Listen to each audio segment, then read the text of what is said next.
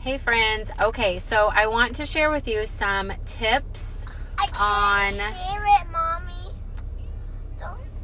trying to work in your car with your child here on growing your Facebook group. So let's talk about this. Do you have a Facebook group? We just got home from the zoo. We're waiting on some pickup, and I thought I'll jump on here and share with y'all some tips for growing a Facebook group. If you don't have one, let me know below. If you do have one, let me know below. Tell me what's working. Tell me what's not working. We're going to do this in a couple of parts. So today, let's just talk about the basics of creating a Facebook group and a little bit about how to get it growing. And then we'll continue to talk more about that. So from my experience, you're on my business page right now, okay? So I have a business page. It does not get a lot of interaction. What I have found is my Facebook groups. Hey, Lena. My Facebook groups are what is getting much more interaction than my business page. So consider that if you have a business page, consider opening a group, okay? If you have a personal page, you can open a group as well. But groups are like communities where people can come together, interact. And here's the first tip in starting a group. You have to have a purpose. So figure out what your purpose of your group is before you open it.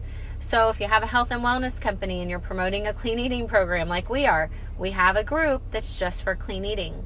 I have a group that's just for my customers. So it's a VIP group. I have a group that's just for my team. So groups help people get the information that they really find valuable to them. So you have to have your purpose. We'll talk more about this in later episodes. But the second thing is, so that was number one, find a purpose for your group before you open it. Number two is have a good group name. Now, if it's a private group where you don't want anybody just to be able to find it, this isn't as essential as if you want a group where when people search that you don't already know, that they could potentially find your group. So if that is key to you and you want to have the group available to people you don't know to find it, you got to use some keywords in that group. So think about what your group's purpose is and then put some strong keywords in the name of your group. So that's number two. The next one is you want to promote it to like-minded people. So the people that are going to come to your group, you want people that, you know, believe the same, that are looking for the same, that value the same kind of content. Now, one of the ways you can do this is if you are promoting this group to people you don't know, so, you know, you're open to anybody joining the group, you can have questions before they get accepted that will help you kind of screen out. So if you're doing a clean eating group and you might ask some questions at the beginning of when they ask to join the group, and you're like, do you follow a clean eating lifestyle or are you interested in learning about one? If they said no, they do not need to be in your clean eating group. Maybe they just saw it and clicked join and don't even know what it's about. If it is a VIP customer group, one of the questions in a screening can be, are you a customer of Kathy Callahan? If no, do you want to be? Make sure your screening process to get people in is lined up with what the group is. So ways you can promote the group is if you have an email list, you can email it out. You can private message people. People can search and find it. You could also cross-promote. And you guys, a lot of this information, if you just Google stuff, you'll find it. So I always say hashtag GTS. Google that stuff. If you're unsure, Google it. You'll find these tips. But I'm going to put in my own 2 cents here too. Cross-promote with similar groups is an idea. And then incentives. And this is the one I really like. You could give like rewards for people who interact in the group the most. So in our groups, if it's like a party group, whoever comments the most goes into drawings. So that gets people in the group interacting more. You can also do incentives that help form your group. So we did challenges, I guess is better than the word incentive.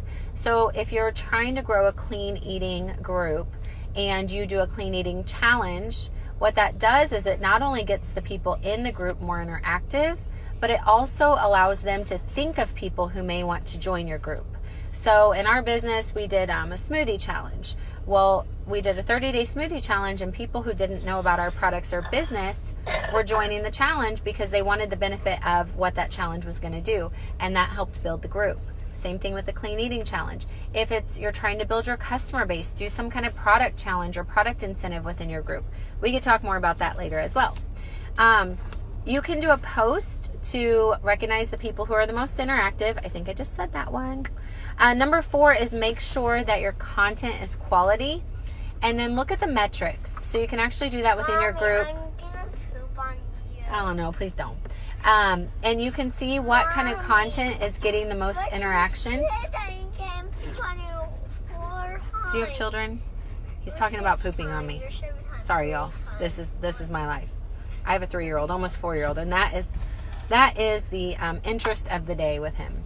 Okay, have quality content. If it's not getting interaction, you might want to change the content you're posting. If you're noticing that some content gets, like some posts get a whole lot more interaction than others, that's the kind of content you want to keep posting. So is it recipes? Is it that people like to see what you're having on a daily basis? Is it that they need to have help with the challenges that they're facing and helping their kids eat healthy? If it's skincare and you're posting something about, maybe a video about your morning to nighttime routine, and that's getting a lot of interaction.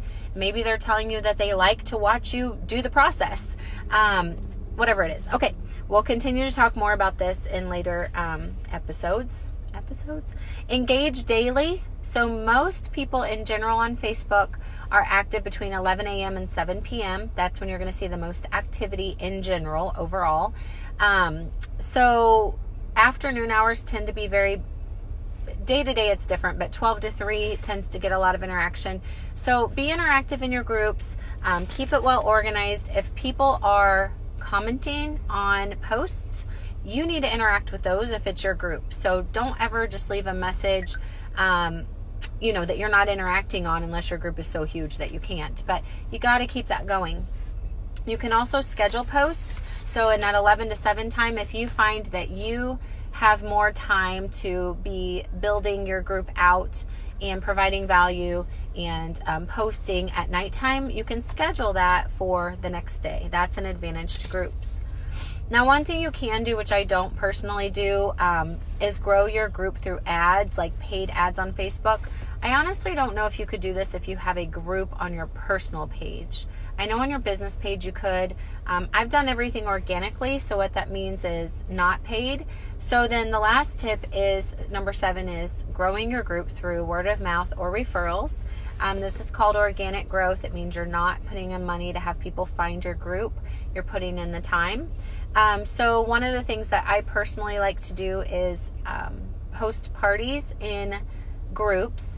And when that party is over, I like to kind of help refer them over to my group.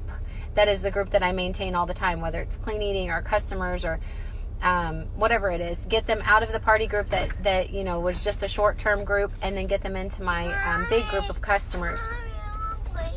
You want a blankie?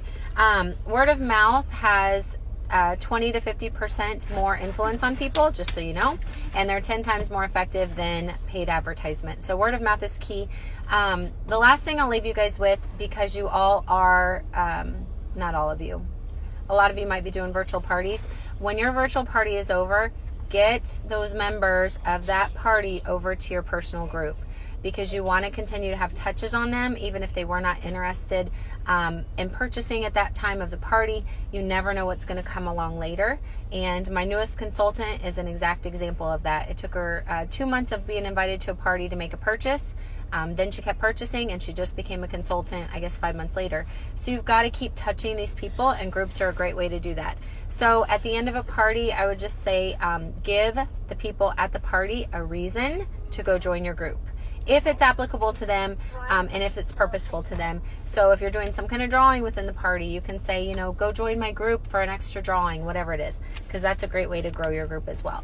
We'll continue to talk more about this. If you guys have specific questions, concerns, challenges, or things that are working, please share them below. I'm not supposed to use the S word. Don't S them. Just write them down. Don't ask me why, but that affects the algorithm somehow. All right, you guys have a great day. And Lena, I'll see you very shortly. We're picking up our food right now. Bye.